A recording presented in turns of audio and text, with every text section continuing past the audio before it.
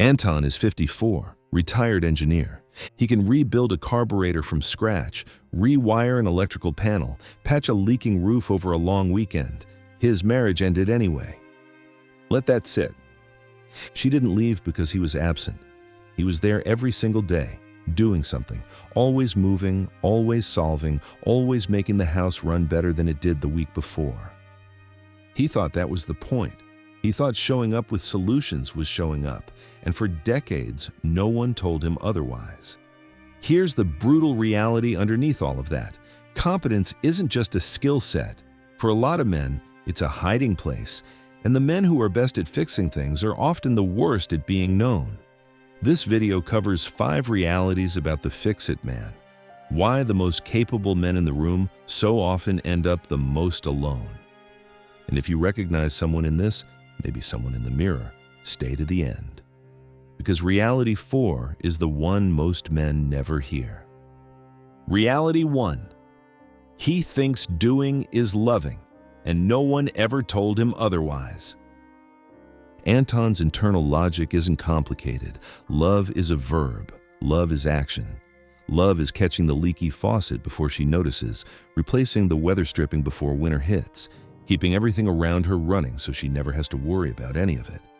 That's how you take care of someone. That's how you say it without saying it. And here's the thing. He's not wrong that love involves action. The problem is that he only ever learned one form of it. Most fix-it men grew up in homes where emotional expression wasn't modeled. Not because their parents didn't love them, but because love got communicated through work. Dad fixed the car. Mom kept the house together. Nobody sat around talking about how they felt. They showed up and did things. That was the language, and Anton absorbed it completely. Psychologists split support into 2 types: instrumental, fix the problem; expressive, acknowledge the feeling. Anton only learned the first one. He doesn't know the second one exists. Now, you'd expect the fix to be simple. Just tell him, just explain that she needs something different. But here's where it gets complicated. His doing isn't avoidance, it's genuine. It's his actual love language, which makes it almost impossible to challenge without him feeling like you're rejecting him entirely.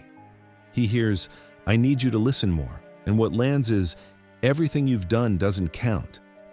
So when she says, "I feel like we never really talk," he doesn't hear an emotional request. He hears a problem statement. He processes it like a brief. She needs a space that feels comfortable, somewhere quiet, somewhere that's hers. So he builds her a reading nook, spends a weekend on it, does a good job because he always does a good job. She wanted to be heard. He gave her lumber. Both of them walk away confused. She feels more invisible than before. He feels unappreciated. Neither of them has the framework to understand what just happened. When someone needs emotional validation and gets a solution instead, the solution doesn't land as care. It lands as dismissal. She brought him her feelings and got back a project. And this specific kind of loneliness, feeling most unseen by the person working hardest to make you comfortable, doesn't announce itself.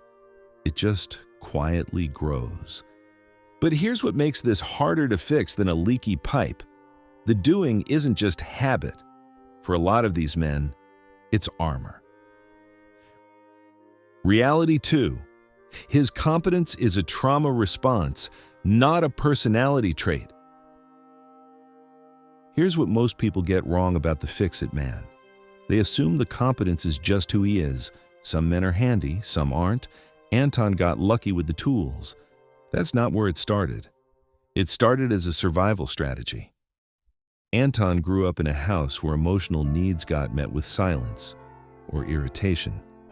You didn't bring your feelings to the table because the table wasn't set for that. What you could bring was usefulness. You helped carry something, you fixed what was broken, you stayed busy, and that got a better response than needing anything. So he learned. Fast. Kids are efficient like that. They read the room and adapt. Whatever gets rewarded gets repeated. Anton figured out that doing something was safer than feeling something, and he built an entire identity around that discovery. There's a clinical term for what develops: alexithymia. Think of it like a sensor that never got calibrated. The signal's there, something's happening inside. But the readout is always blank. Not coldness, not stubbornness, just no readout. And from the outside, that looks like competence. Every time Anton fixed something and got praised for it, the loop tightened. Good job, Anton. You're so capable. We can always count on you. By the time he's an adult, being capable isn't something he does. It's who he is. Strip that away, and you haven't changed his behavior. You've threatened his identity. That's the trap. If your entire sense of value lives in your ability to handle things, then vulnerability becomes something you genuinely cannot afford. To sit with a problem you can't solve, especially an emotional one, doesn't feel like growth. It feels like failure. It feels like the version of you that the room has no patience for. So he doesn't go there. Not as a choice. He just doesn't go there because that door was bricked over so long ago he's forgotten it exists. She asks him how he's feeling after a brutal week, a week where the business deal fell apart, where he could feel something shifting between them, where he woke up at 3 a.m. 3 nights running. He answers her. He lists what he got done. Fixed the drainage issue in the backyard, scheduled the car service, got ahead on 2 things he'd been putting off. That's genuinely the only inventory he knows how to take. She hears that and feels the distance widen. He has no idea why. Just communicate more fails completely as advice here. You can't communicate what you haven't been able to locate. Telling him to open up is like handing someone a map and expecting them to navigate without knowing what country they're in. So he can't find the emotion, he can't express it, but the relationship is still breaking down. So he does what he's always done. He builds something. Reality 3. The more he fixes, the more she withdraws, and he doubles down. Here's where the spiral locks in. Researchers who study relationship breakdown have a name for what develops next: the demand-withdraw cycle. One person pushes for emotional connection, the other responds with action, or silence, or a project. The first person pushes harder, the second retreats further into doing, round and round, until one of them stops pushing entirely. From Anton's side, none of this reads as retreat.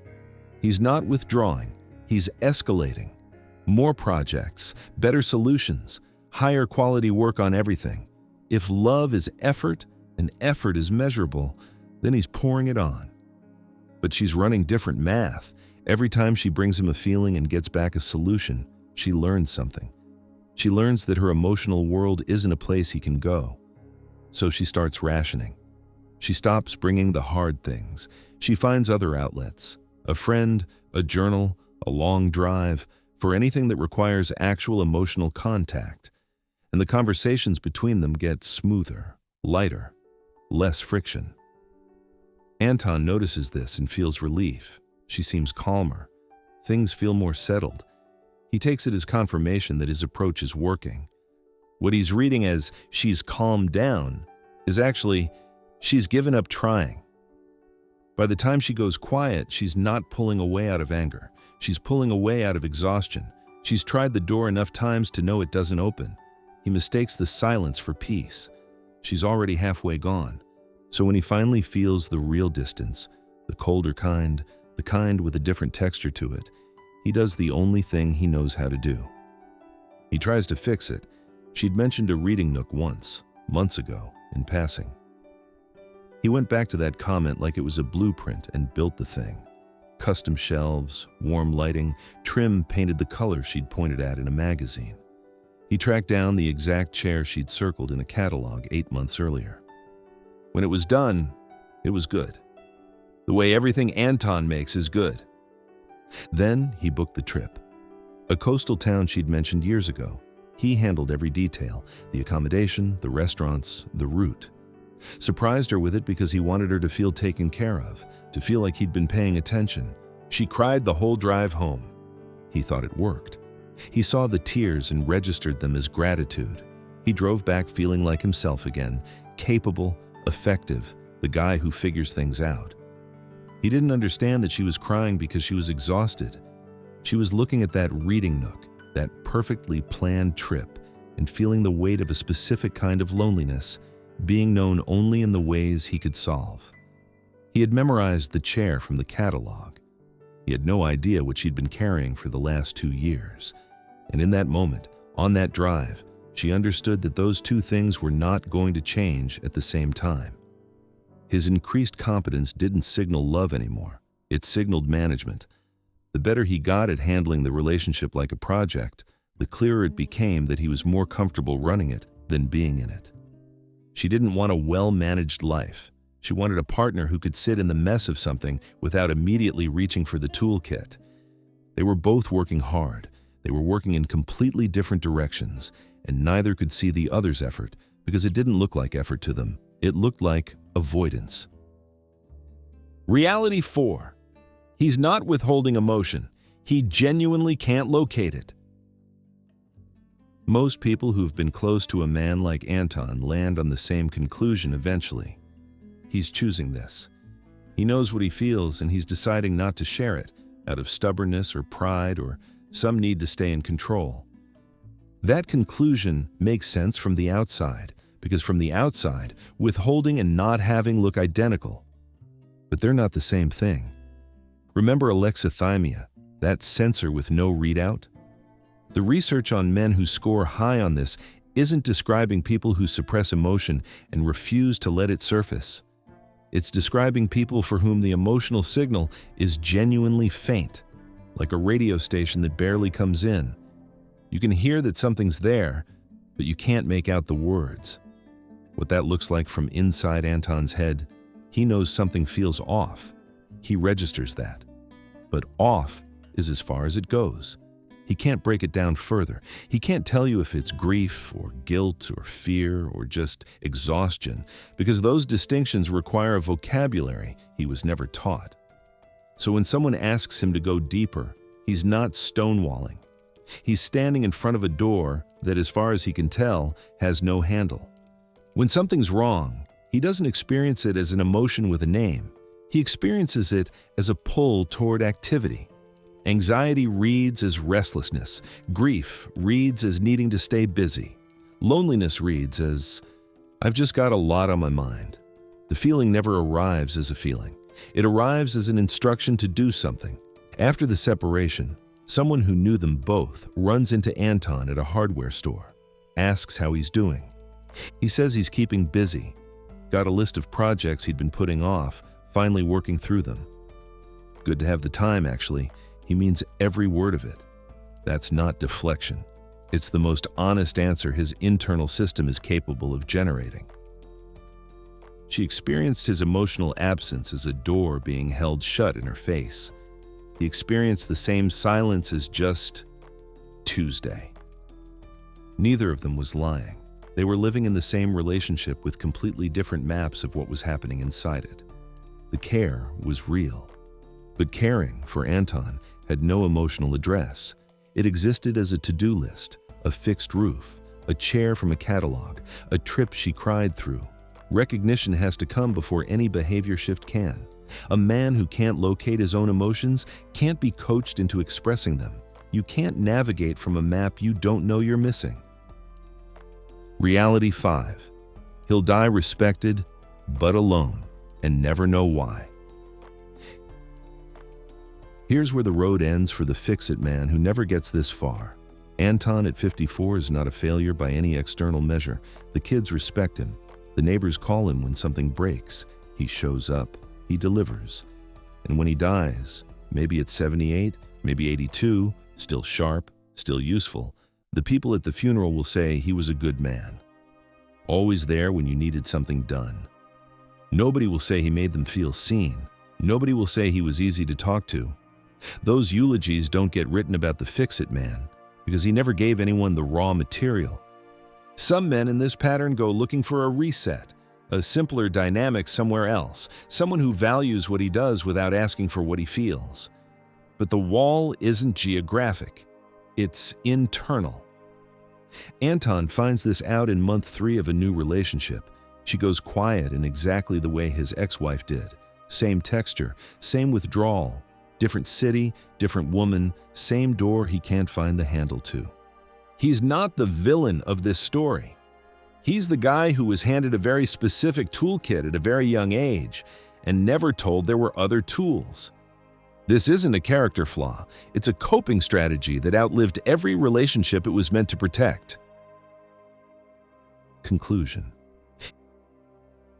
If you recognized Anton somewhere in this video, that recognition is the work. Most men in this pattern never get here.